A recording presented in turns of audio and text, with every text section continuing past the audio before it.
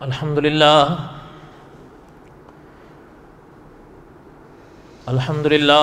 نحمده ونستعینه ونستغفره ونؤمن به ونتوکل علیہ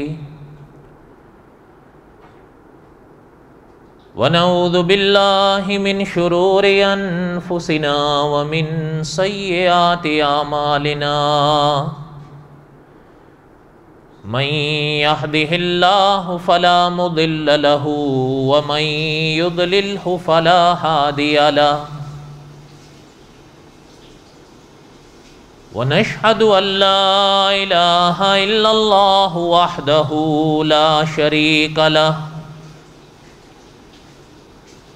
ونشهد أن سيدنا وسندنا ومولانا محمدا عبده ورسوله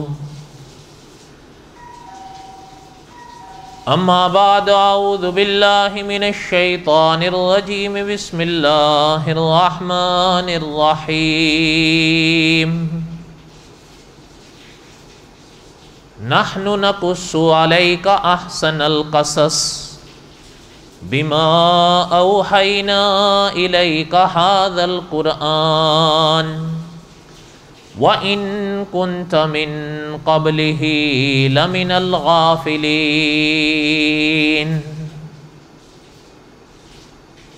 صدق اللہ العظیم وبلغنا رسوله النبی الکریم ونحن على ذلك لمن الشاہدین والشاکرین والحمد للہ رب العالمین اللہم صلی علی محمد وعلی آل محمد کما صلیت علی ابراہیم وعلی آل ابراہیم انکا حمید مجید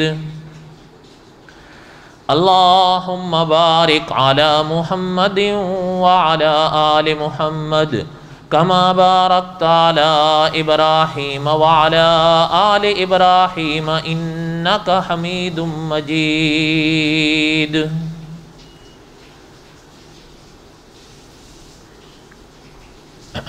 ہمہ قسم کی حمد و ثنا اللہ ذات لم یزل لا یزال کی پاک ذات کے لیے صدق دل سے لا تعداد مرتبہ درود و سلام امام الانبیاء حضرت محمد الرسول اللہ صلی اللہ علیہ وسلم کی پاک ذات کے لیے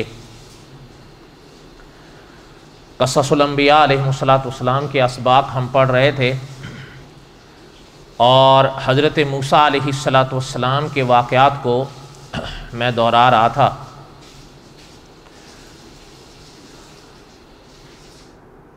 حضرت موسیٰ علیہ السلام کے زندگی کے اس حصے کو جس کو علماء دوسرا حصہ کہتے ہیں ایک لحاظ سے، اس کی چند باتیں میں نے پہلے پڑھ لیں، اب اسی کا بقایا انشاءاللہ کچھ حصہ آج پڑھیں گے، پھر جیسے جیسے اللہ تعالیٰ کو منظور ہوگا اور اللہ کا حکم ہوگا ویسے ویسے پڑھتے جائیں گے انشاءاللہ۔ چونکہ وقت تھوڑا ہے اور حالات بھی ایسے سے ہیں، اور بس دعا کریں کہ اللہ تعالیٰ اس وبا کو اپنے فضل و کرم سے ختم فرمائیں۔ اور سب حضرات کہہ رہے ہیں، بڑے بڑے مفتیان دین بھی کہہ رہے ہیں، اپنی جو ظاہری تدابیر ہیں احتیاط کی اس کو ضرور اپنائیے، سینیٹائزر ہے وہ استعمال کیجئے، پانی استعمال کیجئے، ماسک استعمال کیجئے، جیسے جیسے احتیاط ظاہری طور پر آپ کر سکتے ہیں اس کو کیجئے، باقی نتیجہ اللہ پر چھوڑ۔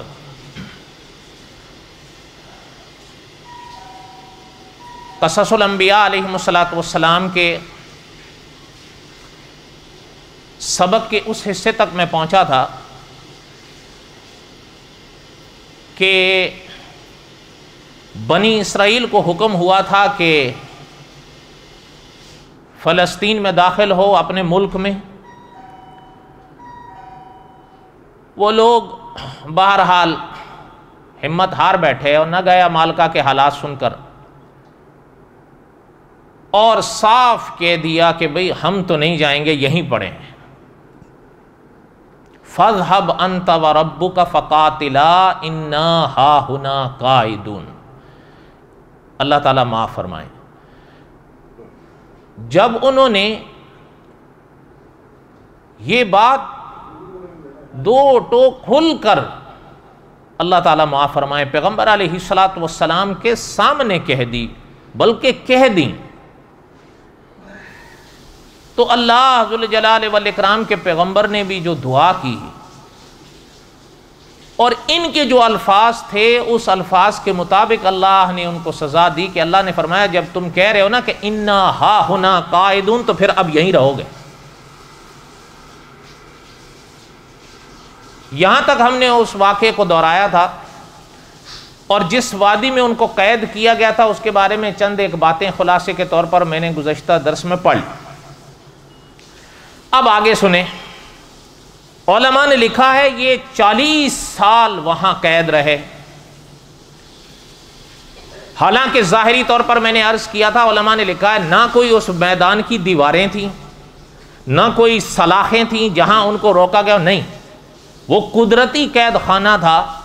علماء تفسیر نے لکھا ہے صبح چلتے تھے، شام ہو جاتی تھی، لیکن جب آنکھ کھلتی تھے دیکھتے تھے جہاں سے چلے تھے وہیں بیٹھے ہوئے۔ قدرت کے قید خانے تو پھر ایسے ہی ہوتے ہیں۔ قدرت سلاخوں کی یا دیواروں کی محتاج نہیں ہے، دیواریں سلاخیں اس کی محتاج ہیں۔ اس کو وادی تیہ کہتے تھے، اور اس کے بارے میں کئی موٹی موٹی باتیں ہم نے گزشتہ درس میں پڑھی۔ اب جب یہ وہاں رہنے لگے، مولانا عبد الرحمن صاحب رحمۃ اللہ علیہ مظاہری نے اپنی کتاب ہدایت کے چراغ میں لکھا ہے کہ وہاں پھر اب یہ انسان تو تھے اور انسان کے ساتھ ضروریات جڑی ہوئی ہیں، وہ مختلف ضرورتیں ہیں۔ پانی کو بند کر دیں، ہاں چلیں وہ بند کر دیں۔ انسان کے ساتھ ضرورتیں جڑی ہوئی ہیں، مختلف ضرورتیں ہیں، اب وہ مطالبات پر اترتے ہیں۔ مولانا عبد الرحمن صاحب رحمۃ اللہ علیہ نے کئی مطالبات ان کے لکھے، ان میں سے ایک ہم نے اس حصے کے پہلے حصے میں پڑھ لیا۔ آپ کو یاد ہوگا جب یہ بحر کلزم سے نکلے تھے، حضرت موسیٰ علیہ السلام سے انہوں نے بت کی فرمائش کی تھی، یہ ان کا پہلا مطالبہ تھا۔ وہ اس کے بعد مولانا عبد الرحمن صاحب رحمۃ اللہ علیہ لکھتے ہیں، میں نے گزشتہ درس میں آخر میں اشارات کیا تھا کہ میں نے ان کے اس حصے کو جو مؤخر تھا اس کو مقدم کیا ہے ضرورتاً، اس لیے کہ دوسرے علماء نے یہ بھی لکھا ہے کہ ان کو جو اس وادی تی میں قید کیا گیا تھا اسی وجہ سے قید کیا تھا کہ انہوں نے جہاد کا انکار کیا تھا، یعنی کرنے سے مکرے تھے کہ بھئی ہم سے تو نہیں ہوتا۔ اور یہ یاد رہے، موٹی سی بات ذہن میں بٹھا لیں، عام طور پر میڈیا بھی کچھ نہ کچھ اس حوالے سے کہتا رہتا ہے، اور فرق باطلہ بھی کہتے رہتے ہیں، یا دوسرے لوگ بھی، اور پھر کچھ لوگ ایسے ہوتے ہیں کہ وہ لفظ جہاد جب آتا ہے تو ان کا جو لہجہ ہوتا ہے ان سوالات یا اعتراضات کے جوابات کا، وہ ایسا محسوس ہوتا ہے کہ جیسے معذرت کر رہے ہوں۔ ہاں، جو چیز محسوس کی ہے ہو سکتا ہے میں غلط ہوں، حالانکہ ایک چیز موٹی سی ذہن میں بٹھا لیں، اللہ تعالیٰ کے احکامات ہیں، پہلے بھی تھے اب بھی ہیں اور یہ قیامت تک رہیں گے۔ پہلے حضرت سے مراد میری حضرت محمد الرسول اللہ صلی اللہ علیہ وسلم کے پاک زمانے سے پہلے کا زمانہ ہے، تب بھی احکامات تھے خدا کے۔ آپ سب جانتے ہیں حضور علیہ الصلوۃ والسلام سے بہت پہلے ایک بہت بڑی مشہور کتاب رہی جسے کہا جاتا تھا تورات۔ اس میں احکامات تو تھے، بڑے احکامات تھے، اس لیے حکم تو تھا۔ اچھا، پھر دوسری چیز، یہ چیز ذہن میں بٹھا لیں کہ اللہ تعالیٰ کے احکامات تب تھے تو اب نہیں ہے، اب بھی ہے نا۔ اچھا اب ذرا سنیں، جیسے حضور کی شریعت میں نماز ہے یا نہیں؟ حضور نے فرمایا نا کہ خمس صلوات، ایک دن میں کتنی نمازیں ہیں؟ 5۔ اچھا یہ لمبا موضوع ہے، میں سمیٹوں گا کیونکہ وقت نہیں ہے۔ ایک دن میں کتنی نمازیں ہیں؟ 5۔ اچھا اور یہ بھی یاد رکھیں کہ مورخ اسلام علامہ سید سلیمان ندوی رحمۃ اللہ علیہ نے لکھا ہے کہ ہر روز 5 نمازیں انسان کے گلے کا ہار ہیں ساری زندگی، جب تک یہ روح اس جسم میں رہے گی یہ معاف نہیں ہوگی۔ یہ بات سمجھ میں آ گئی نا؟ اب آگے سنیں، نماز حضور کی شریعت میں، اچھا سابقہ شریعتوں میں نماز نہیں تھی، میں پوچھ رہا ہوں، بتا نہیں رہا ہوں، پوچھ رہا ہوں، تھی یا نہیں؟ آپ دیکھ لیں انبیاء علیہ الصلوۃ والسلام۔ اچھا یہ تو مجھ سے بہتر آپ کو دعا یاد ہے، رب اجعلنی مقیم۔ اگر نماز نہیں تھی تو یہاں حضرت ابراہیم دعا کیوں کر رہے تھے؟ اچھا پھر اگر حضرت ابراہیم کا زمانہ تو حضور سے بہت پہلے ہے، حضور سے پہلے جن کا زمانہ رہا حضرت عیسیٰ علیہ السلام، ان کے پاک جملے قرآن پاک میں موجود ہیں۔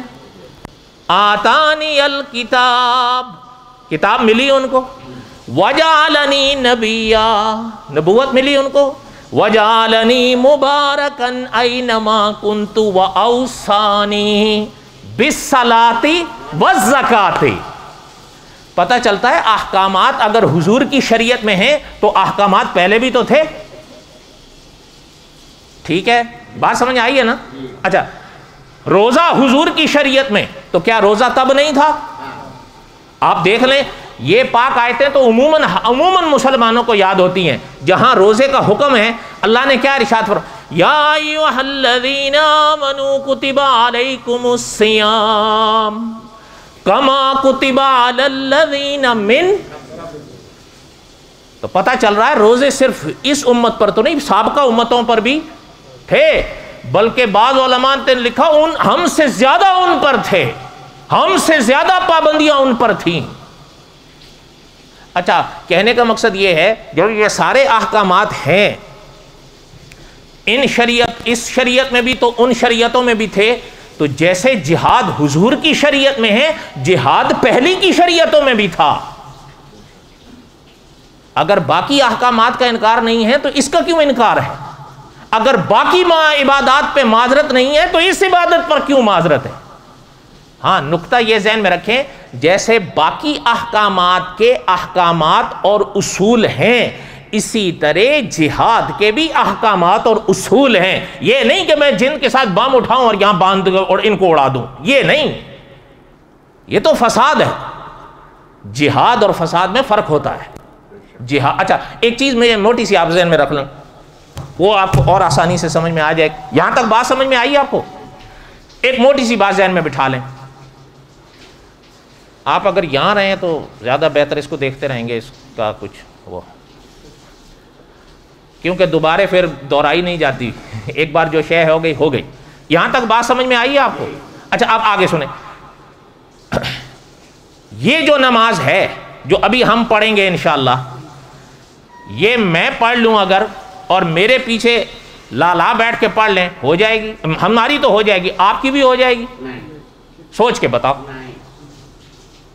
میں فرض نماز کی بات کر رہا ہوں، جمعے کی بات چلیں، جمعے کے لیے آپ یہ کہہ سکتے ہیں کہ جی تھوڑے زیادہ لوگ ہونے چاہیے، چلیں جی تھوڑے زیادہ پڑھ لیں گے، 4 پڑھ لیں گے، 6 پڑھ لیں گے، تو ہم 6 نے پڑھ لی تو باقی بری ہو جائیں گے؟ سوچ کے بتانا۔ ظہر کی اگر نماز ہوتی، میں اور یہ پڑھ لیتے 2 بندے، جماعت ہو جاتی یا نہیں؟ آپ بری ہو جاتے؟ نہیں، آپ کی ذمہ رہے گی جب تک آپ پڑھیں گے نہیں۔ لیکن ایک وہ نماز ہے جسے آپ کے اور ہمارے دیار میں نماز جنازہ کہتے ہیں۔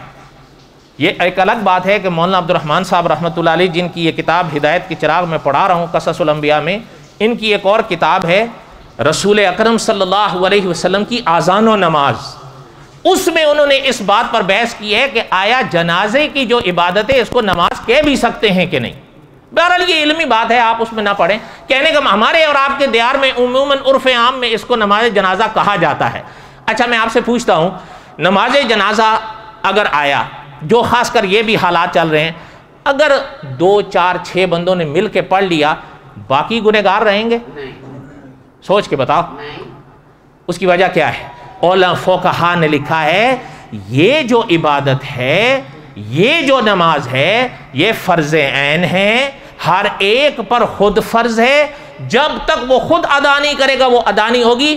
نماز جنازہ وہ عبادت کفایہ ہے، وہ اگر 2 4 نے بھی پڑھ لی تو باقی سب بری.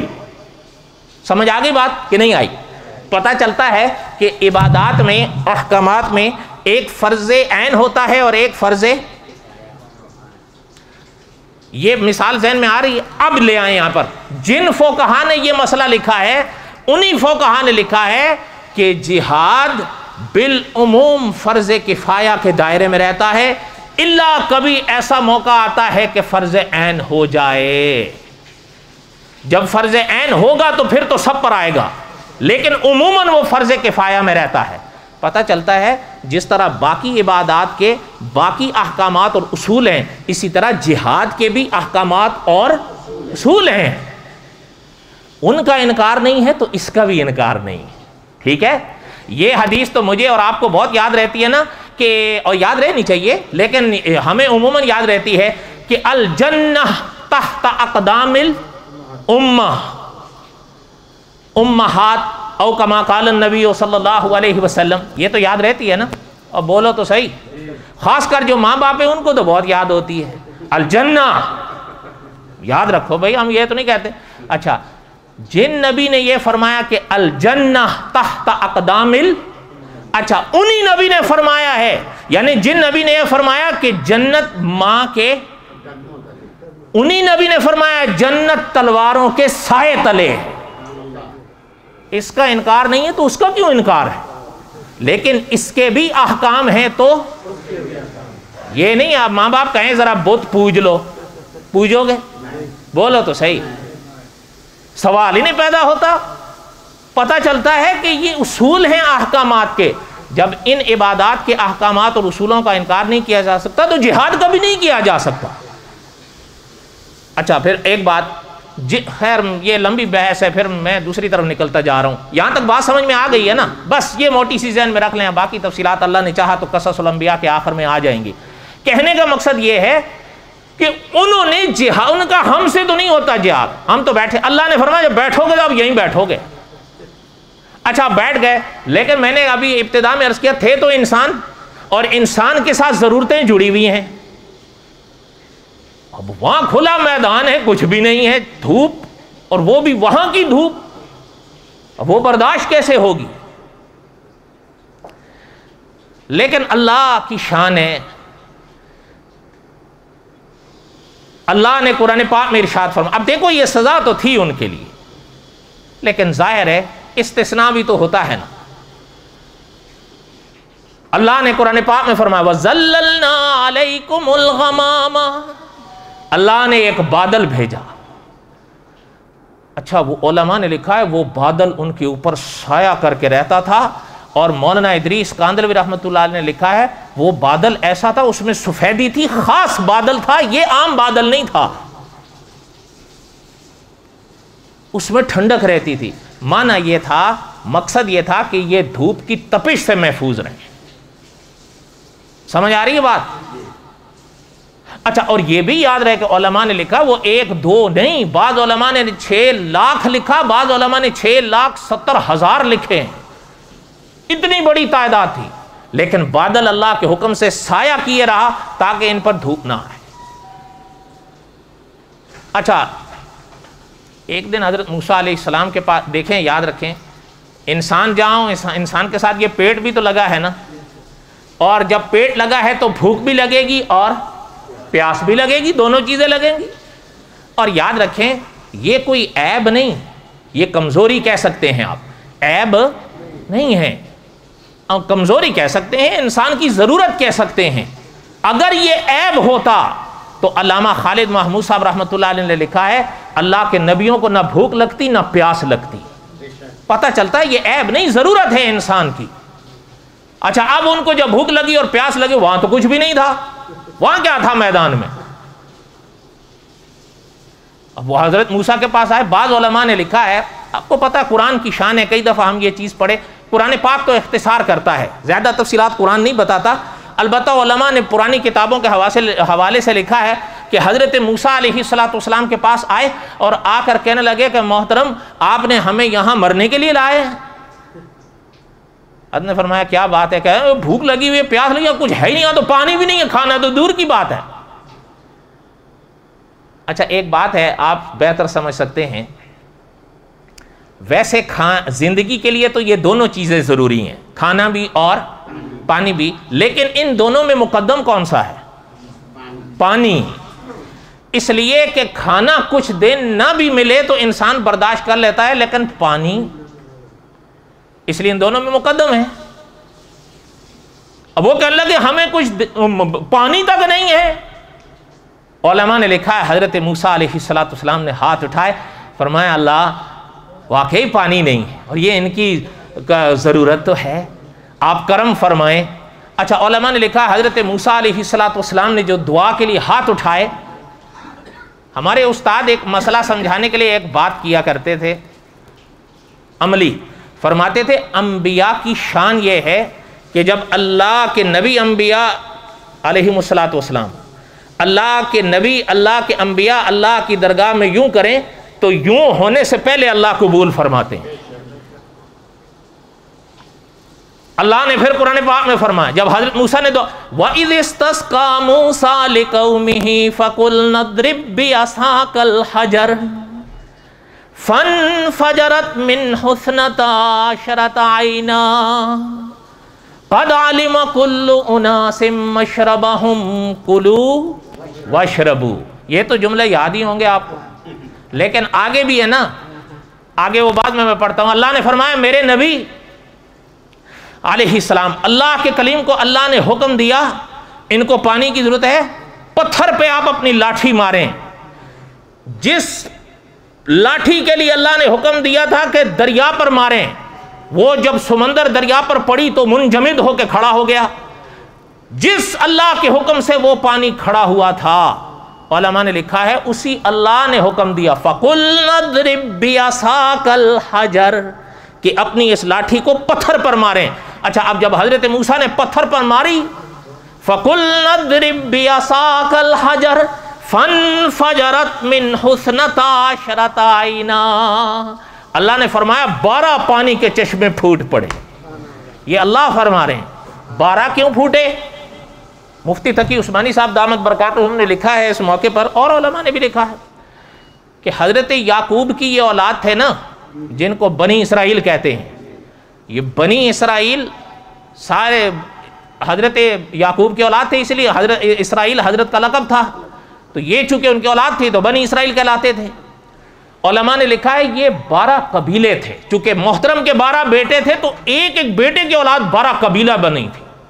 اچھا اب جب یہ 12 تھے تو اللہ نے ان کے لیے پانی کے چشمے بھی 12 جاری فرمائے تاکہ ان کو مشکل نہ ہو، سہولت رہے، ورنہ لڑتے ہی رہتے۔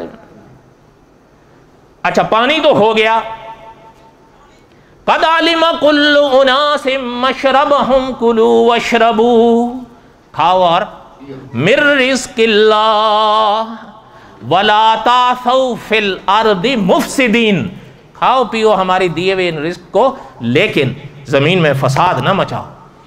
علماء نے لکھا ہے پتہ چلتا ہے اللہ تعالیٰ کے رزق کو انسان استعمال کرے اللہ کی عبادت کے لیے، اللہ کے حکموں پر عمل کے لیے، نہ کہ فساد کے لیے کہ شرارتیں کرتے پھریں۔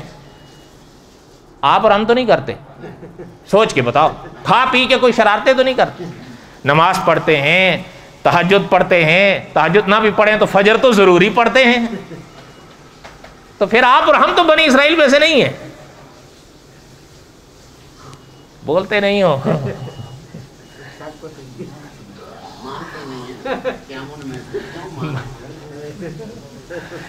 ہمارے ان میں سے نہ ہونے کا مطلب تو یہی ہے نا کہ آپ اور ہم اس نسل میں سے نہیں ہیں، لیکن اگر انہی کے لچھن ہم بھی اپنا لیں تو پھر ان میں اور ہم میں فرق ہے؟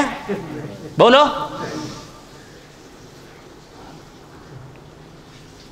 اچھا جب یہ ہو گیا، اب پانی کا انتظام تو ہو گیا. اچھا علماء نے لکھا ہے شان ہے اللہ کی، اور قرآن پاک کی تفسیر کے موقع پر قرآن پاک کی روشنی میں علماء نے لکھا ہے کہ جتنا جیسے پانی ضرورت ہوتا تھا اس پتھر سے اتنا ویسے نکلتا تھا. اگر کسی کو ضرورت زیادہ ہے زیادہ نکل، کسی کو ضرورت کم ہے کم نکل، کسی کو ضرورت ہے کہ تیز پانی نکلے تیز نکلتا تھا، جس کو ضرورت ہے کہ آہستہ نکلے آہستہ نکلتا تھا. علماء نے ایک اور مسئلہ بھی پھر اسی ضمن میں لکھا ہے کہ پتہ چلتا ہے پانی اتنا ہی استعمال کرنا چاہیے جتنی ضرورت ہے، کیونکہ یہ جو پانی ہے نا یہ مسئول شے ہے. کیا ہے؟ مسئول شے. اس چیز کو کہتے ہیں علماء کی زبان میں کہ جس شے کے بارے میں قیامت کے دن آپ سے سوال ہوگا.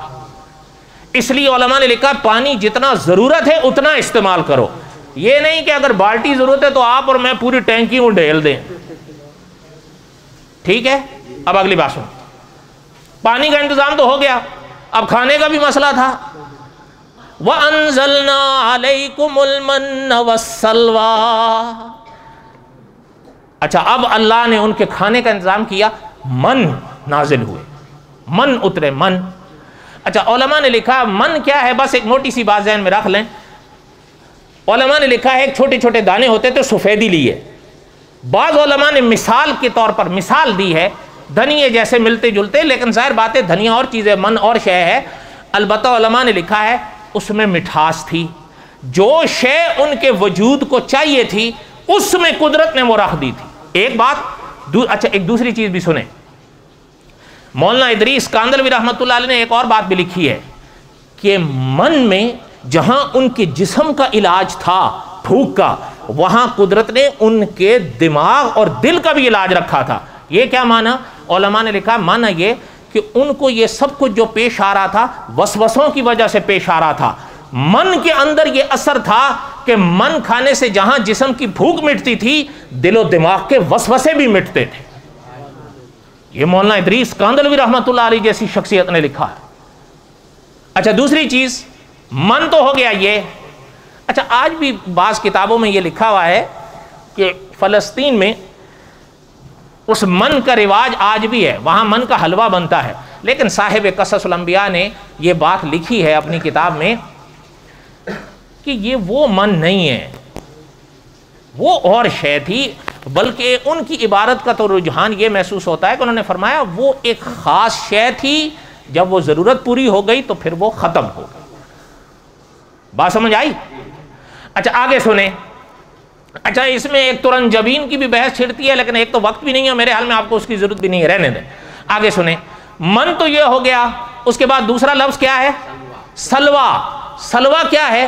علماء نے لکھا ہے، بعض نے تو لکھا ہے یہ بٹیرے تھے، بعض علماء نے لکھا بٹیرے سے ملتے جلتے پرندے تھے. ضروری نہیں ہے کہ بٹیرے ہوں، لیکن دوسرے علماء نے لکھا ہے کہ بٹیرے تھے. واللہ عالم بحقیقت الحال. لفظ قرآن یہ کہتا ہے سلوا.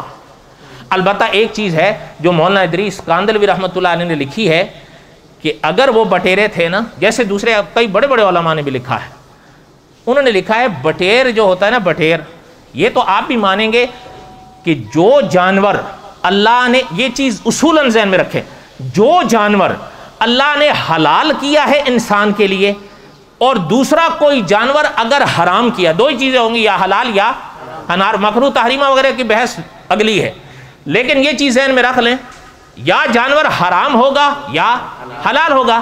اچھا علماء نے لکھا ہے جو جانور حلال ہوتا ہے وہ انسان کے جسم کے لیے جہاں مفید ہوتا ہے وہاں انسان کی روح کے لیے بھی مفید ہوتا ہے. وہ جانور اللہ نے حلال قرار دیا. اور اگر اللہ نے کوئی جانور حرام قرار دیا ہے تو وہ جانور جو حرام قرار دیا ہے وہ جہاں انسان کی روح کے لیے نقصان دہ ہوگا وہ انسان کے جسم کے لیے بھی نقصان دہ ہوتا ہے.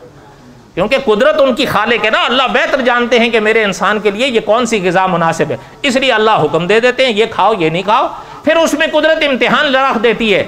اگر ایک انسان منع ہونے کے باوجود کھائے گا پھر بھوگتے گا، جسم کے لحاظ سے یہاں بھوگتے گا، روح کے لحاظ سے وہاں بھوگتے گا. آپ اور میں تو نہیں کھاتے حرام، سوچ کے بتاؤ، سچی سچی بتاؤ. ایک دو بول رہے ہیں نہیں، باقی اللہ کا فضل ہے. انا للہ و انا الیہ راجعون. اس لیے اس کا خیال رکھا کریں. بہرحال آپ رکھتے ہوں گے اور رکھیں. تو اب علماء نے، مولانا نے لکھا ہے جس طرح حلال جانوروں میں اور فائدے ہیں، مرغی کا اپنا فائدہ ہے، گائے کا اپنا فائدہ ہے، بھینس کا اپنا فائدہ، اسی طرح مولانا ادریس کاندھلوی رحمۃ اللہ علیہ نے لکھا ہے جو بٹیر ہوتا ہے نا، بٹیر کا گوشت کھانے سے انسان کا دل نرم ہوتا ہے. حضرت نے لکھا ہے وہ سارے کساوت قلبی کے مریض تو تھے وہ الا ماشاء اللہ، تبھی تو پیغمبر کے سامنے بار بار بگڑ رہے تھے. اللہ نے وہ غذا دی تاکہ ان کے دل نرم ہوں. بات سمجھ آئی؟ میں نے اختصار کے ساتھ ایک اور باب پورا کیا ہے. اللہ نے زندگی دی تو بقایا آئندہ. وما علینا الا البلاغ المبین سنت ہے.